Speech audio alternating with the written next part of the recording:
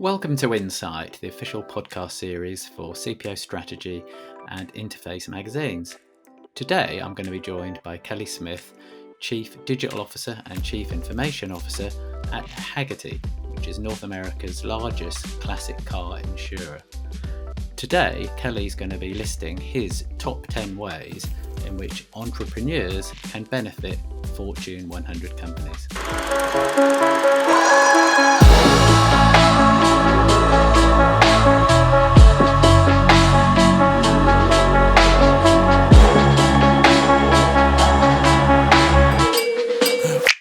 I'll be coming up on my 2-year anniversary here at Hagerty, and I have I think at least in my realm, a rather unusual role, to be honest with you.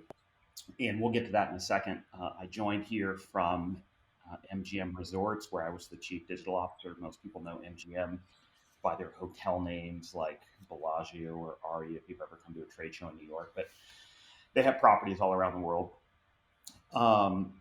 Prior to that, I led global product at Starbucks, and that was the team that makes the mobile apps and websites, digital ordering, digital payment, digital loyalty, what have you. And in my case, one of the reasons that I wrote this article is because I like to joke with my team that I bring entrepreneurial baggage to this table. So I have started some venture-backed companies and invested in quite a few as well. So I've seen kind of both sides of the table, Fortune 100 and the startup scene up close. I'm from Seattle, so really from the mid 90s when I started working with the very first incarnation of a commercial web browser.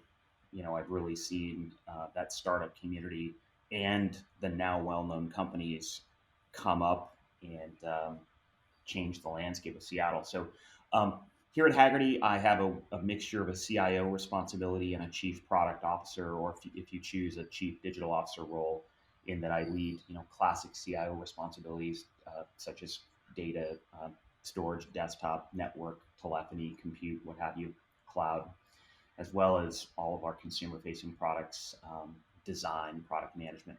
So a pretty unusual role, and in large part that's why I'm here, and also I'm here because I've been a car person since I was a kid. So long answer, but there you go. That's great. We're here today to talk about entrepreneurs, aren't we, and that entrepreneurial spirit, and how that can affect the thinking of some of the biggest enterprises on the planet. Yeah, well, I mean, I think I think going into this conversation, what you kind of have to believe is that whether it's a startup or a really large company, the people who really move the needle are a certain type, and I would argue somewhat rare. So I'm fascinated by those types of personalities in general. It's easier for me to quantify, I guess, an entrepreneur in the classic sense than someone who really moves the needle in a large organization, but their traits are quite similar. So I just stream of consciousness wrote down 10 such things. I think there are many other attributes as well, but that's kind of what we wanted to go through today. So you let me know where you'd like to start. Well, we can always start at the top. I've got your list here. So we've got velocity sitting at the center. Right. So, if you go start a company, you have an idea as an entrepreneur. Typically, you're entering a market with lots of known competitors, and almost always those competitors, especially if they're some established incumbent, they're going to have deep pockets. And so you don't actually have a lot of levers to push or pull. Innovation is certainly one of those things, but velocity is definitely the main thing. And this is something that established companies can really learn. And I think Amazon does this well. It's very hard to keep up in any context with a fast moving company. And partly how that works is that you need to have a culture where people can feel comfortable with imperfect solutions, where velocity is a higher priority than perfection. The famous example within Amazon, of course, is the so-called two pizza rule. Never have meetings that you can't feed everybody in the room with with two pizzas. And that's how they keep a kind of velocity, even at their size and scale. And that's, I think, the genius of Bezos, perhaps, is that he understood no matter how big you get, speed is always one of your most important advantages. Okay, yeah. And we've also got number 2 on your list. We've got looking for potential polymaths. Yeah, it's a word you don't hear used very often, but I think it's out of necessity. An entrepreneur needs to be good at a lot of different things, right? Because you just don't have all the infrastructure around you. Um, but really, it's at the heart of this. There are very famous examples here where I think you could look at, let's say, Mark Zuckerberg at Facebook. Put aside how you might feel about Facebook, but nevertheless, a good example. Elon Musk at Tesla. The question is, what are those people? Are they engineers? Are they product managers? Are they business people? And the answer, obviously, is they're all of those things. And what I believe I've noticed is that you're looking for people essentially with a growth mindset who fundamentally believe they can learn whatever they think they need to learn to do well in an organization. That's actually not a typical trait in people necessarily. Um, Obviously, Elon didn't know anything about building spaceships before he started, let alone electric cars, but it never occurred to him that he couldn't learn it. Those are the people within your organization that you're looking for, because those are the people who will ultimately wind up moving the needle. Um, so, potential polymaths, people who are product minds, designer minds in my case, engineering minds, strategic minds, business minds. And here's something interesting I wrote in point number 2 is watch where the money's flowing in society today, whether it's venture capital or who gets accepted into these very popular incubators. You have several there in the London area.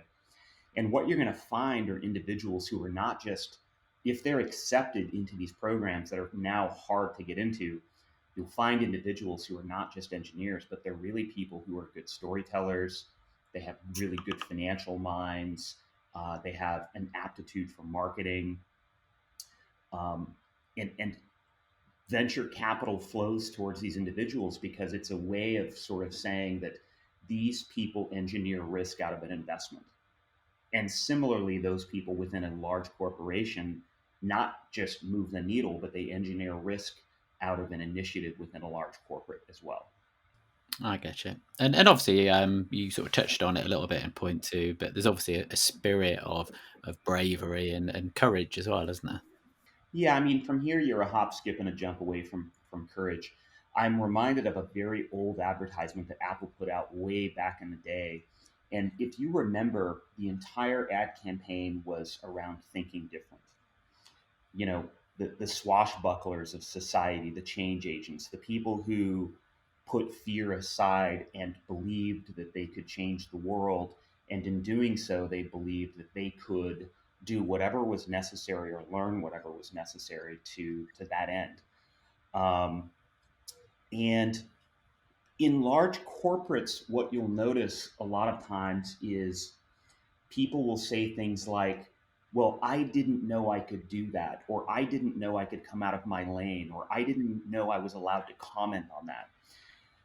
And so the key is to cultivate an atmosphere of safety, psychological safety mainly, where you can just simply say, look, we're not looking for blame or credit. We're looking to see what's true, what problems need to be solved, and how do we solve them.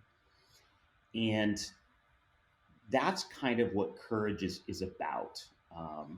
And I think you'll probably agree that it takes a certain kind of bravery in the corporate world, right?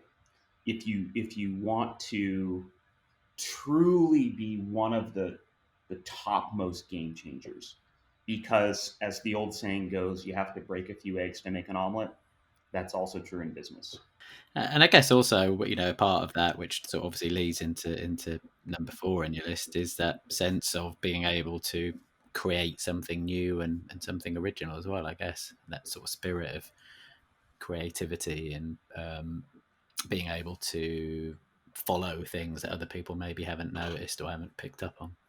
Yeah, I think society perhaps tends to cast, let's say, creative people as authors or painters or designers, right?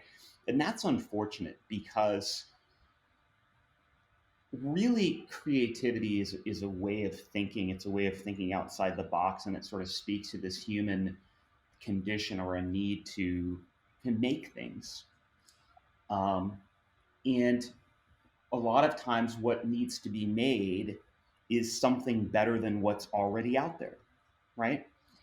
Um, Now, when you think about it, however, what I think is fascinating is that a lot of people think that all the creativity is about your plan, but I disagree. I think the plan is fine, but there aren't too many plans that are fundamentally new. What matters is how well did you execute the thing you said you were going to do. Um, Many companies knew the devil was in the details, that winning in the weeds was important.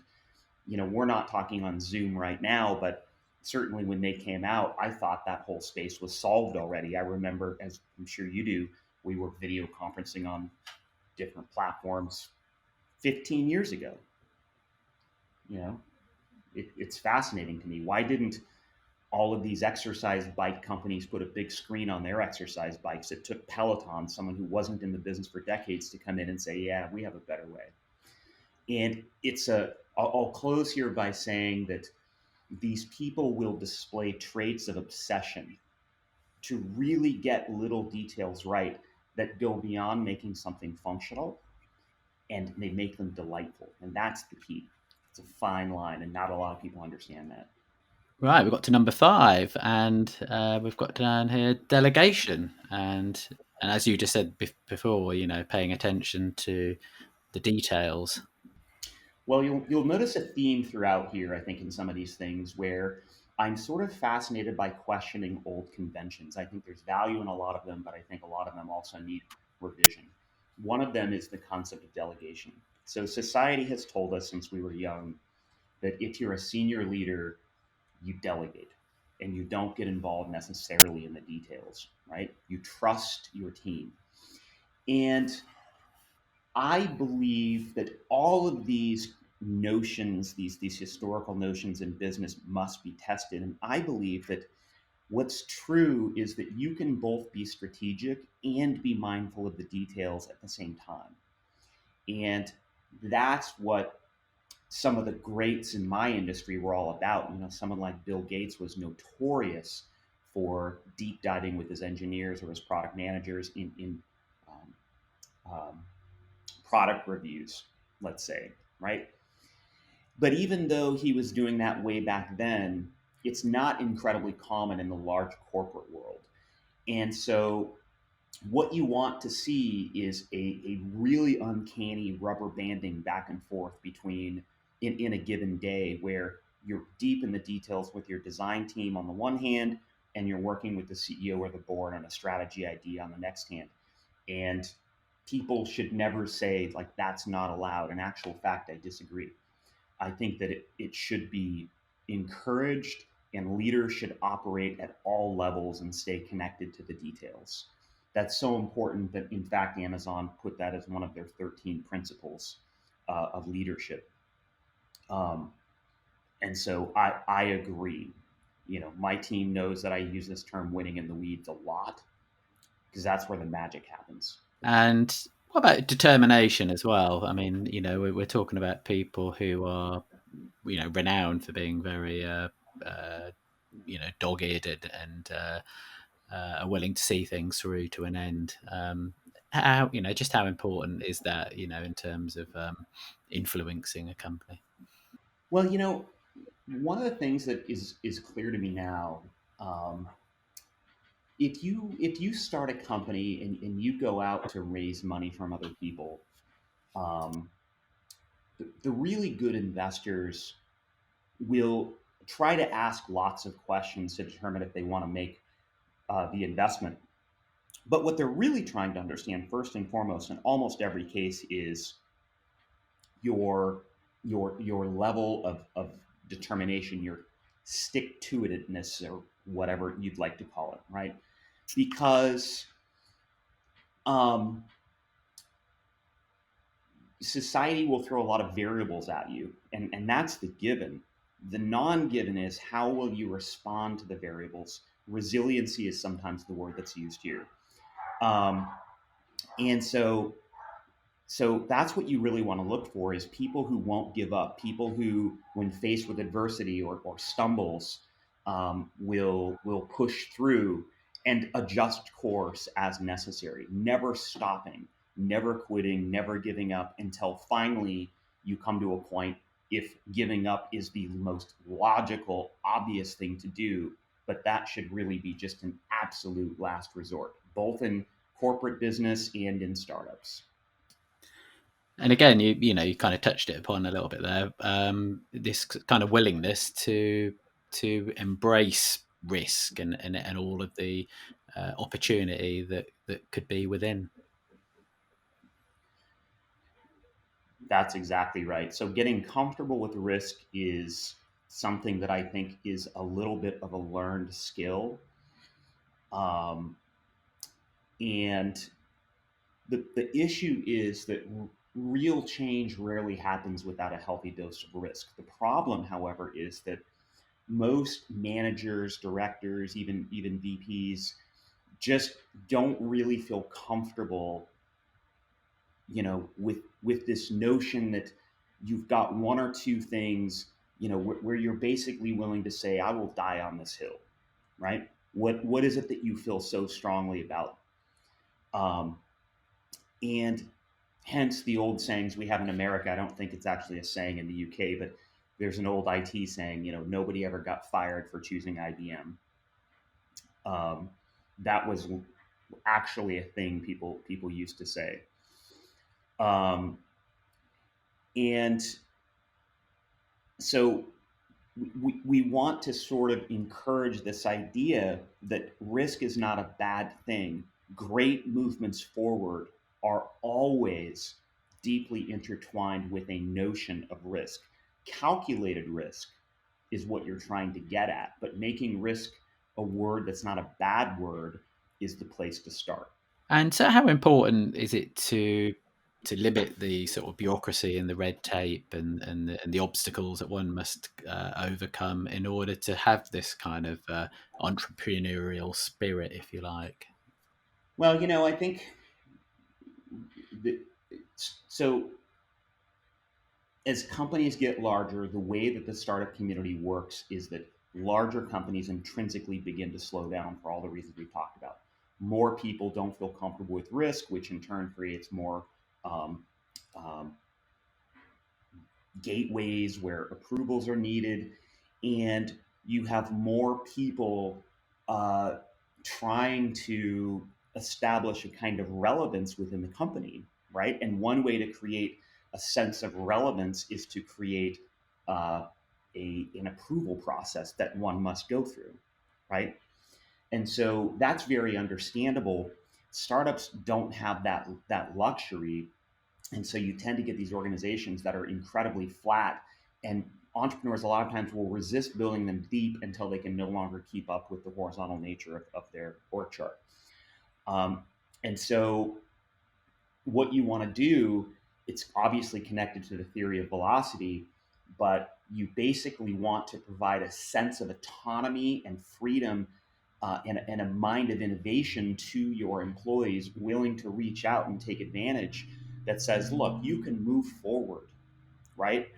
Um, it's a safe place here to make decisions, get the minimum amount of necessary approvals, and call out areas of redundancy where you see them. That's really what you want as a CEO, right?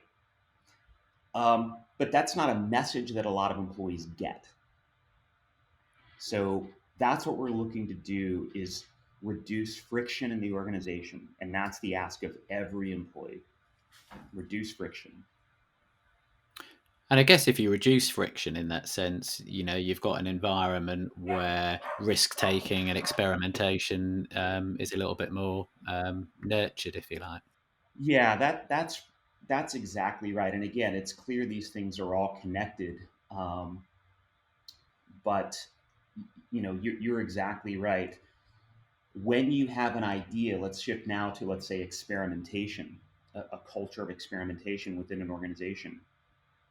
It needs a low level of friction to stand the best possible chance of succeeding as an idea. In other words, let's say that you have a fairly good idea, an experiment that might otherwise have a propensity to work, but you have a culture of high friction and high bureaucracy. You can take a perfectly good idea and not give it the best chance of success. Nevertheless, experimentation, as number nine, I think is really this way of telling your organization one fundamental thing that I believe is true. And that is, all of your ideas aren't going to work. All of your annual planning items are not going to work, right? The burden that so many executives in a large corporate carry is that once a plan is set in motion, it's almost as if you were have expected to have a crystal ball back on day one, right? Where you knew every twist and turn and you could see around all the corners into the future. And of course, that's not true, right? Some of your ideas will work and a lot of them won't.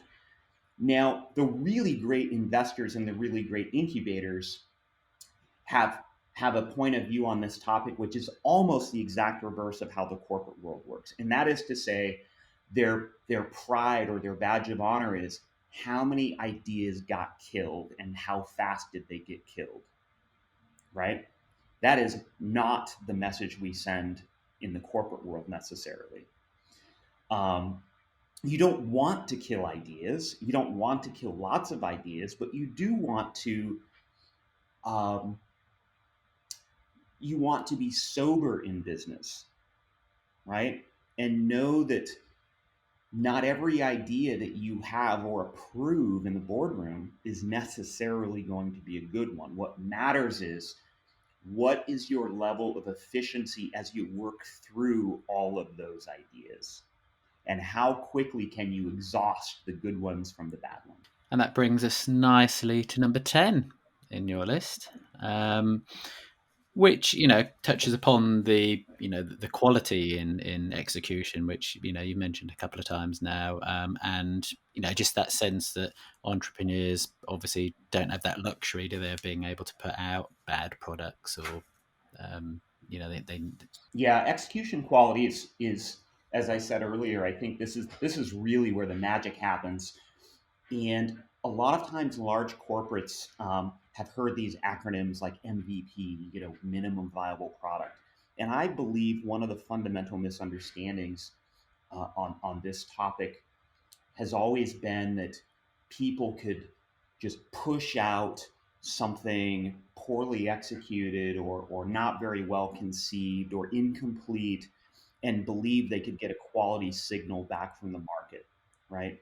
And I think that's a misunderstanding of the old acronym of minimum viable product and the wrong way to experiment.